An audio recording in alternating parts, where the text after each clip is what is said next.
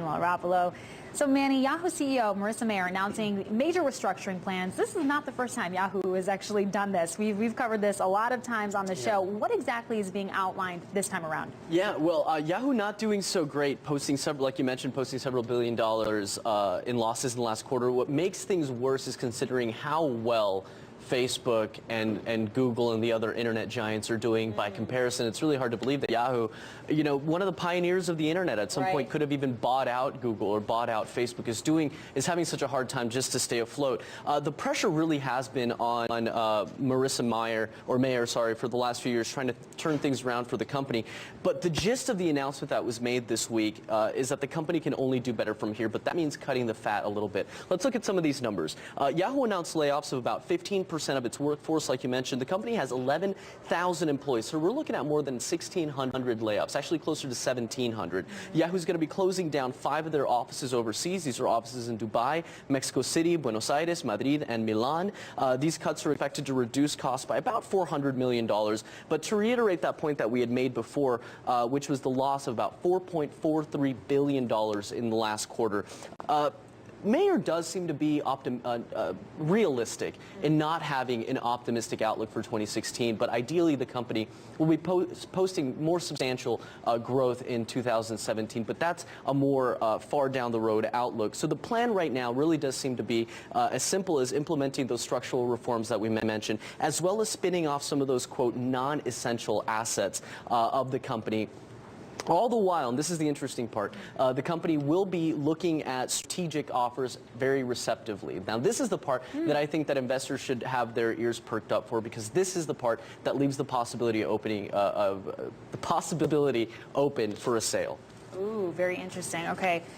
What surprised me, I mean, sale, okay, but sale of their core business is what kind of surprised me. We're talking about the internet. I mean, that's sort of what they were founded on.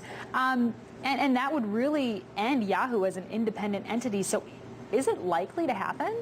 That's absolutely right. It would be the end of Yahoo as that independent internet search engine as we know it. Unfortunately, right now, we don't have anything tangible that we can point to say that this is the likely scenario. And look, Yahoo's still relevant. Yahoo's still attracting millions of people every year. They have a lot of internet traffic. The problem is that they're having a very hard time making money off of that internet traffic, and that's a very big problem to have. We mentioned the spinoff of some of the company's non-strategic assets. This includes real estate. This includes patents. Yahoo's most valuable asset actually is Alibaba, which is that Chinese e-commerce giant. That will remain in place with the original company. That's something that investors are looking at favorably. But the rumors have been, you know, all over the place for the last few years about the possibility of an acquisition. Last year, Verizon CEO kind of put those rumors to rest when he said at a conference that, you know, if Yahoo was put out on sale, he would definitely consider buying that out. But investors really need right now to look at the viability of the company, and confidence is really low.